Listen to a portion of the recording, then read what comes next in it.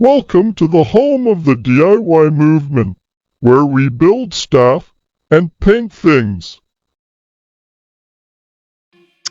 All right, y'all, welcome back. It's Way Back Wednesday again, man. Let's get right into it.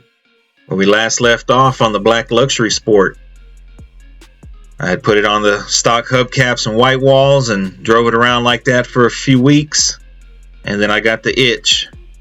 And I, was thinking back on the last video. At the end, I said, old habits die hard.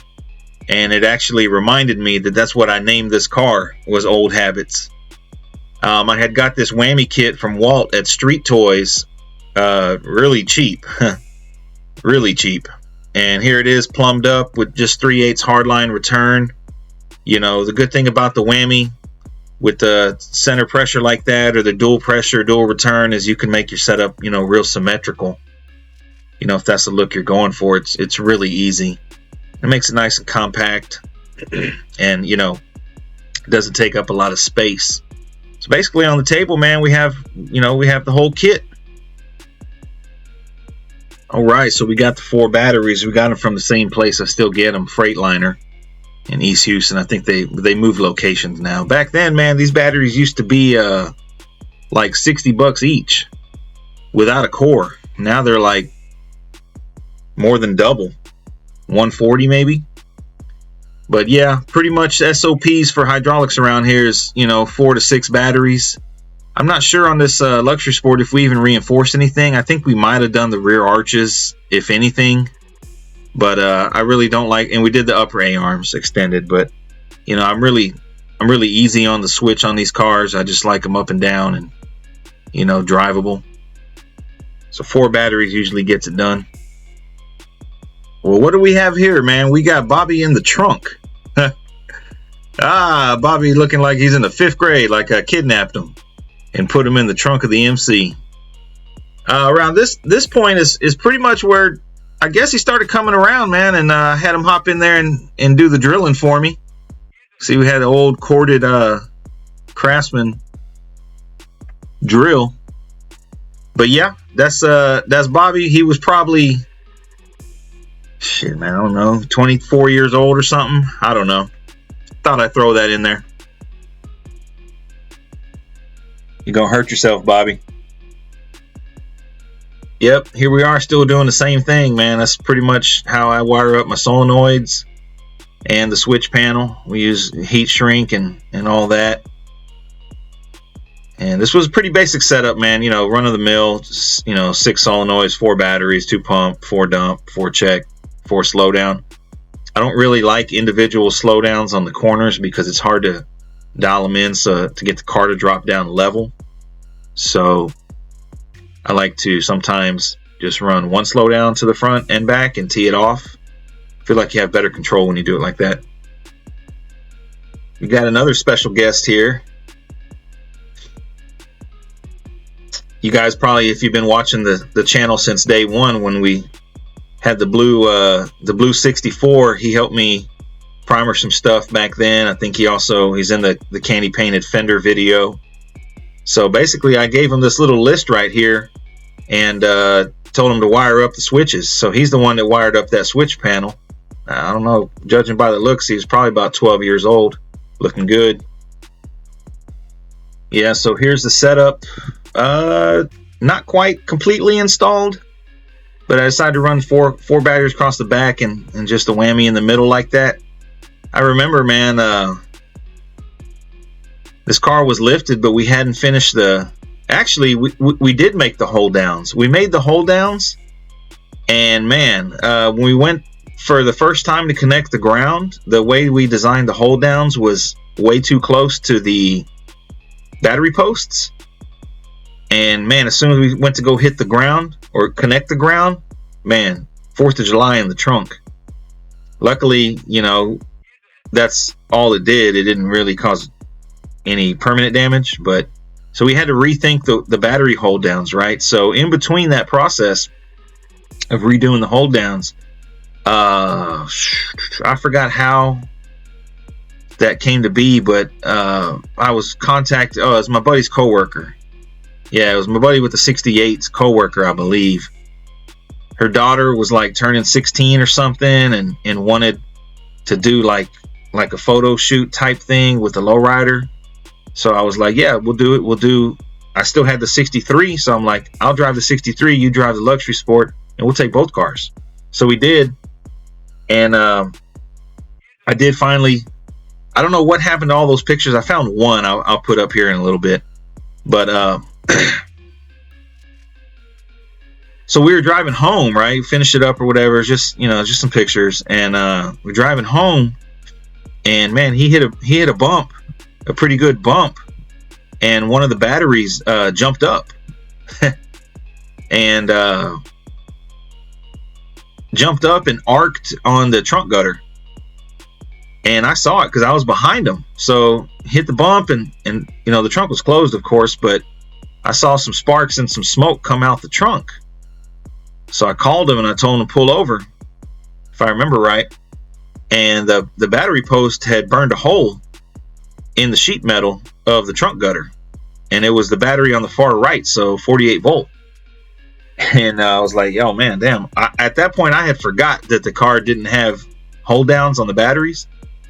So that reminded me. So I was like, man, we got to finish up these hold downs like ASAP. Well, so y'all know me, man. I'm a big roadster guy, man. I used to be even bigger roadster guy, but I had to put some roasters on it. So I forgot how I knew the guy in Arizona. His name was Joe, I believe. He had these all chrome Hunter spokes. I ended up getting them from him. He sent them to me. Complete Hunter spoke Series 3s, I believe, with the 2 wings, and I already had the black chip, so perfect combo for the car. These were NOS FR380s at the time, which was like 2016, I think, so they were probably a couple years old, but they were, at that point, they were kind of drying up. And man, I think the FR380 was like the best radio ever made. I think next to that, Firestone made another radial, a 155, that wasn't an FR380 that I actually used to sell. I used to buy them in bulk and sell them back then. That was a nice looking tire. I like the Tornells, the current Tornells, and also the Cornell 1000s back then. But the FR380 is by far, to me, the best looking radio. I'm sure almost everybody in the comments will agree. But I had to have the roasters on the luxury sport. Yeah, so here we are. The car is alive. This was probably the first picture I took of it, lifted up. And just a typical luxury sport, but I really liked it because it was clean and simple and not overdone. And it was fun to drive. Cold AC. I mean, that thing used to blow like 43 degrees. Used to go pick up my wife on her lunch break, and we'd go eat lunch or whatever and buzz around and stuff like that. But actually, this picture might be after we painted it, which I have a couple pictures of that process.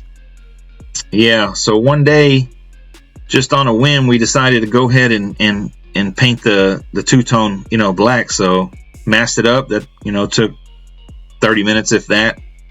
And we just red pad scuffed it, if I remember right, and shot Shopline black base coat. I forgot the part number or the number or whatever, but that base coat was let's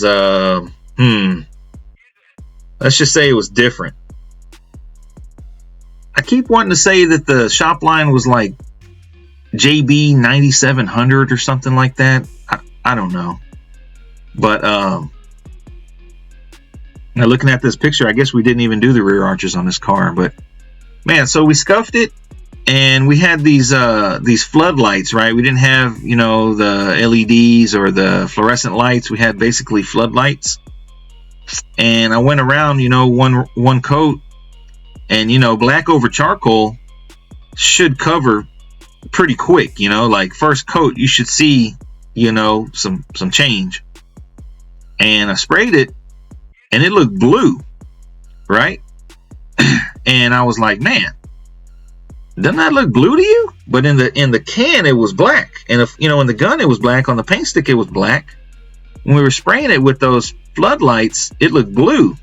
So I was like, man, maybe I'm not putting it on heavy enough, right? So put it on another coat, second coat, and it still looked blue. And I'm like, man, this don't look right. Why is it spraying like this? I guess it was combination of the lights and combination of the paint.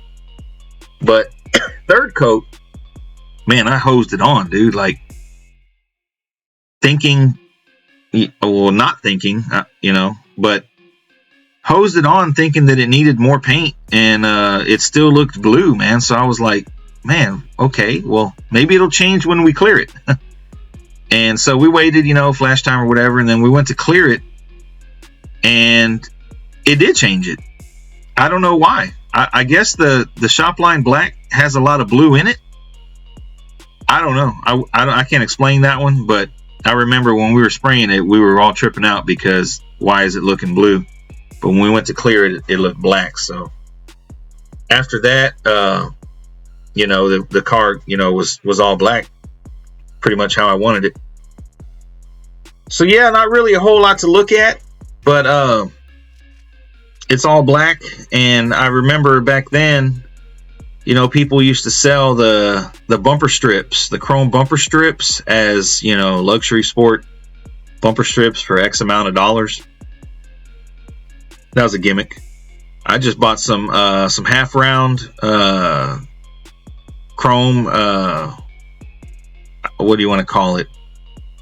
Kind of like chrome edge molding that has the 3M double side tape on the backside from it. It comes on a roll and fit right in there. Looked great. Saved a bunch of money on that. So man, we got the car all black. We got the car cut. Unfortunately, the car did have some overspray from not having a proper paint booth. So I had to basically buff the car again. Not necessarily wet sand, but buff it again. Yeah, so here the car is pretty much pushed outside. It had 1-inch upper A-arms. I'm gonna show you guys how trick photography works. So right here, the car, looks fantastic, right? And this is something some people be doing whenever they try to sell a car on, Craigslist or Facebook or whatever.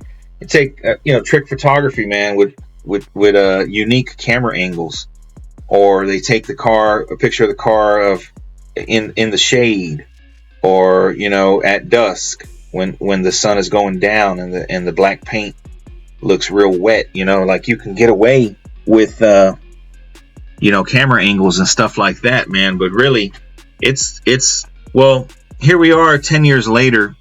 The products have improved, the pads have improved. Now people buff with DAs, which I've never done that, but they have better products to remove swirl marks in black paint, or any paint for that matter. Here's an example. This is where the car was sitting at. Same picture, but the left side I had buffed with I started using the blue 3M stuff. I think it's called Ultra Fine or Ultra Fina blue 3M with blue foam pad. I think this is the car that I was introduced to it. And on the right, it's basically machine polish, black or gray polish, whatever the 3M machine stuff is on a black pad. And look at the difference in the swirls, man. On the right, you have all kinds of swirls, all kinds of holograms. And on the left, looks good. So basically what I end up doing, we're going to get into the next video, is once I discovered that blue 3M stuff, which I still like, but since then I've switched to 3D products or Sonax or Menzerna and different pads and stuff like that. So I really don't use the 3M stuff. In fact, I think I threw it all away, but I did keep the blue stuff because I really like that for swirl remover. But once I learned this new product, man, I was like, man, I'm really gonna try and get a black paint job perfect, like no swirls, like in the direct sunlight, like at noon, on a sunny day and look at the hood and see what you have. And it really opened up my eyes to an eye for detail. When you're looking at a car or at a car show or on Instagram or wherever somebody's trying to sell something, you know, most people just see shiny paint, but if you really look down in it, you can see all kinds of things that now they call it paint correction. I call it buffing or polishing, but we're coming up on 16 minutes, man. So probably gonna keep this one a little shorter than usual, man. We got one more video coming up on the luxury sport next weekend, or next Wednesday, I should say, next week, where we talk about old ass tires and old ass wheels and what not to do, man. Hope you guys enjoyed this. Y'all stay tuned for the next one, man, and thanks for watching.